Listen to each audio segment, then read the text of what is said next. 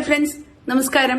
ഒരു വർഷത്തേക്ക് വെറും 755 രൂപ പ്രീമിയം അടച്ചിട്ടുണ്ടെങ്കിൽ 15 ലക്ഷം രൂപയുടെ ഇൻഷുറൻസ് കവറേജ് കിട്ടിയാൽ എങ്ങനെയുണ്ടാവും?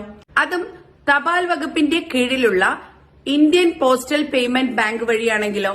അതെ, ഒരു വർഷത്തേക്ക് 355 രൂപ അടച്ചാൽ 5 ലക്ഷം രൂപയുടെ പരിരക്ഷ, 555 രൂപയാണ് അടയ്ക്കുന്നതെങ്കിൽ 10 ലക്ഷം രൂപയുടെ പരിരക്ഷ, 755 രൂപയാണ് അടയ്ക്കുന്നതെങ്കിൽ 15 ലക്ഷം രൂപയുടെ പരിരക്ഷ. ഇതാണ് സ്കീം. 18നും 65 വയസ്സിനും ഇടയിലുള്ള ആർക്കും ഇതിൽ ജോയിൻ ചെയ്യാവുന്നതാണ്. ഏറ്റവും കുറഞ്ഞ പ്രീമിയം അടച്ച് ഏറ്റവും മെച്ചപ്പെട്ട പരിരക്ഷ ലഭിക്കുക എന്നുള്ളതാണ് ഈ ഇൻഷുറൻസ് പദ്ധതിയിലൂടെ ഉദ്ദേശിക്കുന്നത്.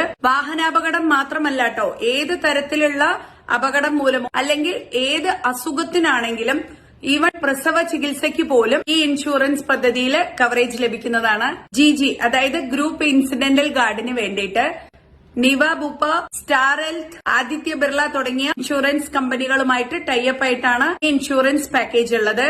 പോളിസി ഹോൾഡർക്ക് എന്തെങ്കിലും സംഭവിച്ചാൽ, അങ്ങനെ സംഭവിക്കാതിരിക്കട്ടെ, അഥവാ എന്തെങ്കിലും സംഭവിച്ചിട്ടുണ്ടെങ്കിൽ അവരുടെ മക്കളുടെ വിവാഹ കാര്യത്തിനോ ഒക്കെ ഇതിൽ നിന്ന് ഹെൽപ്പ് ലഭിക്കുന്നതായിരിക്കും.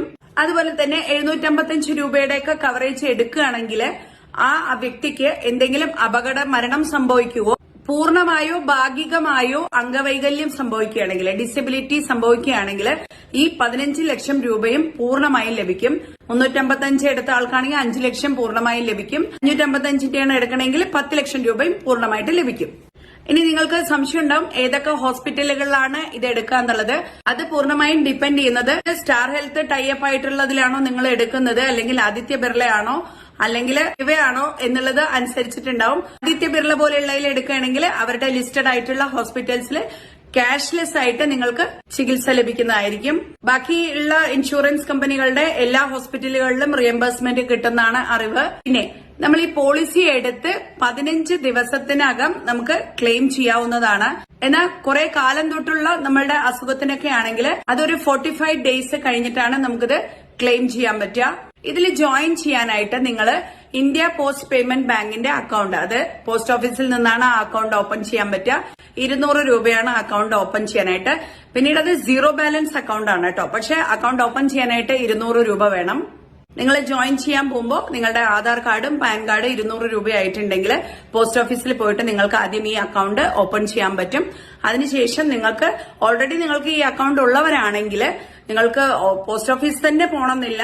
നിങ്ങളുടെ വീട്ടിൽ വരുന്ന പോസ്റ്റ്മാൻ ത്രൂവും ഈ ഇൻഷുറൻസ് പദ്ധതിയിൽ നിങ്ങൾക്ക് ജോയിൻ ആകാൻ പറ്റും. ഇല്ലെങ്കിൽ നിങ്ങൾക്ക് അടുത്തുള്ള പോസ്റ്റ് ഓഫീസിൽ പോയിട്ടുണ്ടെങ്കിൽ അതിൽ വലിയ ഫോർമാലിറ്റീസ് ഒന്നുമില്ല. നിങ്ങളുടെ ആധാർ കാർഡും പാൻ കാർഡും കൊണ്ട് പോയിട്ടുണ്ടെങ്കിൽ നിങ്ങൾക്ക് ഈ ഇൻഷുറൻസ് പദ്ധതിയിൽ അംഗങ്ങളാകാൻ പറ്റും. അപ്പോ നല്ലൊരു പദ്ധതിയായിട്ടാണ് എനിക്ക് തോന്നിയത്. അതുകൊണ്ടാണ് ഇത് നിങ്ങൾക്ക് വേണ്ടിയിട്ട് ഷെയർ ചെയ്യുന്നത്. ഇവിടെ തപാൽ വകുപ്പിന്റെ അല്ലേ, അതുകൊണ്ട് നമുക്ക് വിശ്വസിക്കാവുന്നത് തന്നെയാണ്.